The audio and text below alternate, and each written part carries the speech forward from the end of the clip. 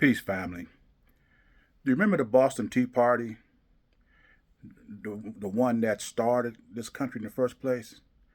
Well, if you don't, I'm glad somebody else do. Watch this. The United States of America was founded off the back of a protest on import taxes. The British Parliament wanted to put a 3% tariff in effect, an import tax on tea. And in Boston, they were so irate about this import tariff being placed on them. They threw the tea into the sea in the harbour and started a revolution. And now we're at the state where the President of the United States wants to impose taxes not just on tea, but on everything else. Now, as a kid, I'm not going to say I studied this in school, but I know as a kid, Schoolhouse Rock did a video, and they was talking about the Boston Tea Party, and they showed the people throwing the tea overboard. And that was just a tax on tea. Now, here comes Donald Trump. You want to put a tax on everything, including tea. I would love for somebody to ask this guy, where do you get the experience, the knowledge, the understanding that put you in a position to say that not only are you going to tax tea, but you're going to tax everything else, 25% right off rip? Where did this thought process, how did you apply this tariff in your personal business that worked for you, that makes you want to now apply it on the whole country? I would love for somebody to ask Donald Trump this, but let's continue. No taxation without representation. Ring a bell? It was the straw that broke the camel's back, the rallying cry for the American colonists to break away from Great Britain and establish their own government. And now, according to the president-elect, well, if all it took was a 3% tax on tea to cause white people to betray their own government, throw the tea overboard, and form their own government, their own way of life, their own system, then what is it going to take for you Negroes when another white guy put a tax on everything? What is going to be your motivation to form your own government, your own system, your own way of life, where you have self-determination? These people this country got here just because they taxed tea 3%. And Donald Trump is talking about 25%, 100%, 200% tariffs on everything. Where's our motivation? Let's continue. The word tariff, properly used, is a beautiful word. One of the most beautiful words I've ever heard. You're not doing business with the United States because we're going to put 100% tariff on your goods. I'm putting a 200% tariff on, which means they're unsellable. You go to war with another country that's friendly to us or even not friendly to us, you're not going to do business in the United States, and we're going to charge you 100% tariffs. Tariffs are the greatest thing ever invented. There's no way on earth anybody is going to convince me that Donald Trump knows anything about what he's talking about. There's no way on earth. This guy has the business experience related to making all these decisions that he's going to force on everybody, that he could say is going to be the best path, the best course for this country. But let's continue. So which is it? The start of a revolution or the greatest thing ever invented? To answer that question, my Washington Post colleague David Lynch, global business correspondent for The Post, joins me now.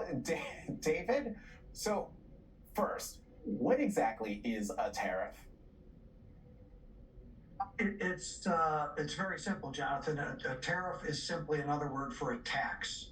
If President-elect Trump follows through with his plans and puts a 25% tariff on goods coming in from Mexico and Canada, that will increase the cost of those goods to their American importers by 25%, just like any other tax would.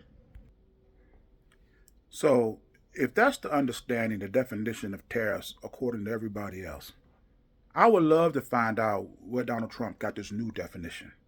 How did it become such a beautiful word if properly used? So what you're indicating is everybody else that was using this tariff, and based on that understanding, it was improper. Show me the statistics, the graphs, to show how people who've never been using tariffs as a threat uh, was using it improperly, and now you come to this new understanding.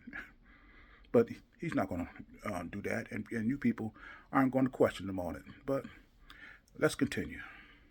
So other than an estimated $2,600 increase in prices per household, we have a full screen of some of the things here. You know, a pair of jeans before tariffs, $80 bucks, $96 after the tariffs. A car, $50,000 before tariffs, $62,500 after the tariffs. And this is from the National Retail Federation Consumer Technology Association. So other than that, you know, I like how they got that chart. You know, the blue would stand for Democrat, and red would stand for Republicans. The lower prices is Democrat.